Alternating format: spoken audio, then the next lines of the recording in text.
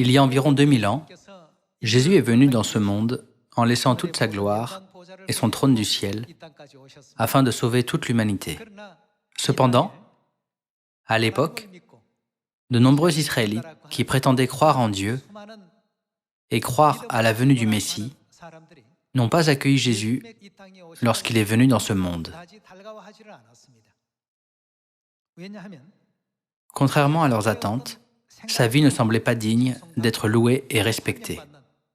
Pour cette raison, il n'était pas respecté. Ils ont pensé qu'il viendrait dans ce monde comme le roi des rois et le seigneur des seigneurs. Ils ont également pensé que tout le monde le reconnaîtrait et l'accueillerait, même s'il venait sur cette terre en chair. Puisque les Israélites étaient sous l'oppression de l'Empire romain à l'époque, ils s'attendaient à ce que le Messie détruise les Romains, accomplisse des œuvres exceptionnelles et fasse des miracles pour le peuple d'Israël qui croyait en Dieu.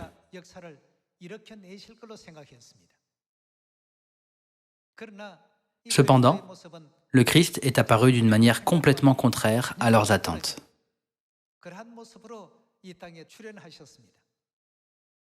La Bible témoigne du fait que la providence de Dieu est différente des pensées de l'homme, tout comme les cieux sont différents de la terre. Ce que l'humanité considère comme un bon moyen de sauver toute l'humanité est complètement différent de ce que Dieu considère comme un bon moyen de sauver toute l'humanité. Puisque Jésus ressemblait à l'un des Israélites en vivant une vie ordinaire, son apparence et son mode de vie étaient contraires à leurs pensées. Il savait que certaines situations feraient tomber les gens. C'est pourquoi il a dit « Heureux celui pour qui je ne serai pas une occasion de chute ».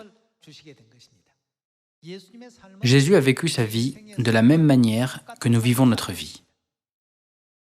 Son père était Joseph, sa mère était Marie, et il avait aussi des frères et sœurs physiques.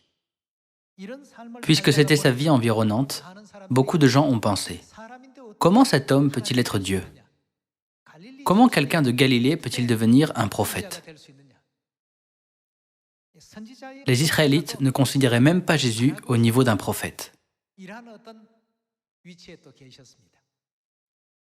C'est pourquoi Jésus a dit « Au lieu d'essayer de comprendre le monde spirituel par mon apparence physique,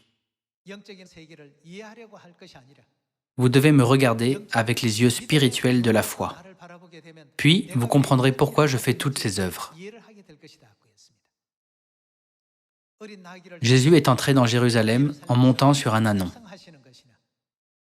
Et il a proclamé la nouvelle alliance avec du pain et du vin dans la chambre haute de Marc. Il a accompli toutes ces choses conformément aux prophéties déjà écrites dans la Bible. Cependant, les gens de l'époque qui prétendaient croire en Dieu en attendant la venue du Messie n'ont pas réalisé que ces prophéties étaient en train de s'accomplir. Qu'est-ce que le prophète Osée a dit qu'il arriverait au peuple de Dieu qui manque de connaissance? Il a dit « Mon peuple est détruit » parce qu'il lui manque la connaissance. J'aimerais conclure ce sermon. Merci beaucoup.